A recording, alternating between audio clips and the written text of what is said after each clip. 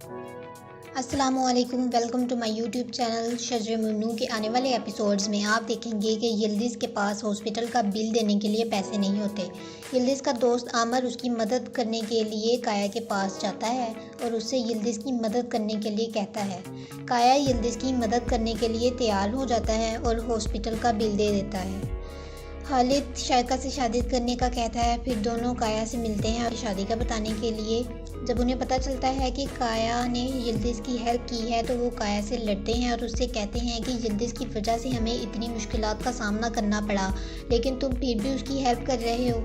आगे से काया कहता है, मैंने इंसानियत के नाते यिल्दिज़ की मदद की, मुझे उम्मीद है कि आइंदा वो कुछ भी बुरा नहीं करेगी। यिल्दिज़ फिर से डीएनए टेस्ट करवाने का प्लान बनाती है। वो आयशा को फ़ोन करती है और उससे कहती है कि खालिद का टूथब्रश या हेयर ब्रश चुपके से चुरा ले और आमिर को दे दे। लेकिन शायका चुपके से आयशा की सारी बातें सुन लेती है। फिर जब आयशा खालिद के कमरे में हेयर ब्रश लेने जाती है तो शायका उसके पास जाती है और उससे पूछती है कि तुम क्या कर रही हो। फिर शायका मुस्कुराते हुए हेयर ब्रश आयशा के हाथ में पकड़ा देती है और वहाँ से चली जाती है। यिल्दिज़ दोबारा से डीएनए टेस्ट करवाती है, लेकिन फिर भी टेस्ट नेगेटिव आता है। फिर यिल्दिज़ काया के पास जाती है और उससे दोनों टेस्ट दिखाती है और उसे मदद मांगती है। काया उसे कहता है कि वो उसकी कोई हेल्प नहीं कर सकता। दूसरी तरफ आलिया खालिद के घर में काम करने वाली एक नौकरानी को खरीद लेती है और उसे कहती है कि खालिद के घर में जो भी हो वो उसे बताए और वो करीम और शायका के ऊपर नज़र रखे और हर एक बात उसे बताए।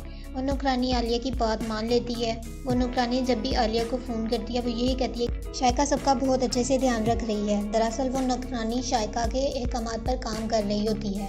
करीम का एक दोस्त करीम को फ़ोन करके उसे कहता है कि अपने घर के बाहर आओ, मैंने तुम्हें एक गिफ्ट देना है। उस वक़्त करीम अकेला होता है। वो बाहर जाता है और अपने दोस्त से मिलकर उसे तोहफ़ा लेता है। जब उसका दोस्त वहाँ से चला जाता है तो वहाँ छुपी हुई आलिया करीम के पास आती है और उससे मिलकर उसे बताती है कि मैंने झूठ नहीं बोला था, मेरा बाजू देखो, मैं सच में ज़ख्मी थी इसलिए तुमसे मिल नहीं सकी। तुम्हारे बगैर मैं नहीं रह सकती। मैंने यूँ तुम्हारे दोस्त से तुम्हें कॉल करवाई ताकि तुमसे मिल सकूं। फिर करीम अंदर चला जाता है। जब वो तोहफ़ा खोलता है तो उसके अंदर करीम और आलिया की एक तस्वीर होती है और साथ में एक लेटर होता है जिसमें आलिया ने लिखा होता है कि वो उसे बहुत प्यार करती है। शायका ने अली से कहा होता है कि वो करीम के कमरे को चेक करता रहे और ये कि आलिया के साथ अगर वो राब्ते में है तो वो सारी बातें शायका को बताए। करीम जब कमरे में नहीं होता तो अली उसके कमरे में जाता है और उसके कमरे की चेकिंग करता है तो उसे वो लेटर और तस्वीर दिखाई देती है। साथ ही वहाँ करीम आ जाता है। अली करीम से पूछता है कि वो आलिया से मिला था क्या। करीम उसे सच बता देता है और अली से कहता है कि वो ये बात किसी को ना बताए। अली उससे कहता है कि फिर तुम्हें हर एक बात मुझे बतानी होगी। अली करीम के कमरे से बाहर निकलता है तो वहाँ शायका आ जाती है। शायका अली से पूछती है कि तुम्हें कुछ मिला करीम के कमरे में से। अली इनकार कर देता है और शायका को कुछ नहीं बताता। काया के ऑफिस में काम करने वाली एक लड़की अलीज़े जब यिल्दिज़ के बारे में सारी बातें सुनती है तो सोचती है कि शायका सारे हॉस्पिटल कैसे खरीद सकती है।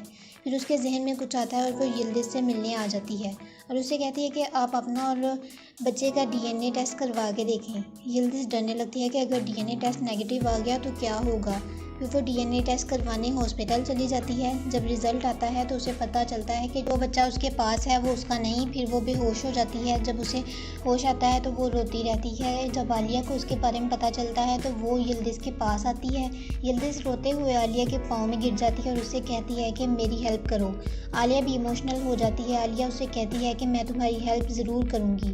फिर आलिया हॉस्पिटल में जाती है और हॉस्पिटल वालों से कहती है कि हॉस्पिटल में बच्चा बदला गया है, अगर आप हमारी हेल्प नहीं करेंगे तो फिर मैं आपको कोर्ट में लेके जाऊंगी। अस्पताल वाले उसकी हेल्प करने के लिए मान जाते हैं और उसे बताते हैं कि उस दिन अस्पताल में 6 बच्चे पैदा हुए थे, जिनमें से 4 लड़के और 2 लड़कियां थी। आलिया उनसे कहती है कि आप इन चारों बच्चों को बुलवाकर उनका डीएनए टेस्ट करवाएं। बच्चों का डीएनए टेस्ट किया जाता है, डीएनए टेस्ट नेगेटिव आ जाता है, लेकिन एक बच्चे का डीएनए टेस्ट नहीं हो पाता। हॉस्पिटल वाले आलिया को बताते हैं कि उस बच्चे के घर वालों से राब्ता नहीं हो सका। आलिया उस बच्चे की तलाश में उनके घर चली जाती है। जब वो वहाँ पहुँचती है तो वहाँ मौजूद एक औरत उसे बताती है कि वो लोग बच्चे को लेकर ऑस्ट्रेलिया जाने के लिए काफ़ी देर से चले गए हैं। यिल्दिज़ घर में परेशान हो रही होती है। आलिया यिल्दिज़ के पास आती है और उसे सब कुछ बताती है। फिर वहाँ पे खालिद आ जाता है यिल्दिज़ के बच्चे के साथ। वो यिल्दिज़ को बच्चा पकड़ाता है और यिल्दिज़ खुशी से रोने लगती है।